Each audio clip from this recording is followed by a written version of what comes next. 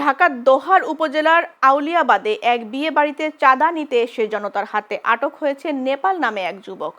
শনিবার দুপুরে কুসুমহাটি ইউনিয়নের আউলিয়াবাদ গ্রামের শিশিরের মোড় এলাকায় বিমলচন্দ্র রাজবংশীর মেয়ে ও প্রতিবেশী বীরেনচন্দ্রের ছেলে জয়চন্দ্রের সাথে বিয়ের অনুষ্ঠানে এ ঘটনা ঘটে।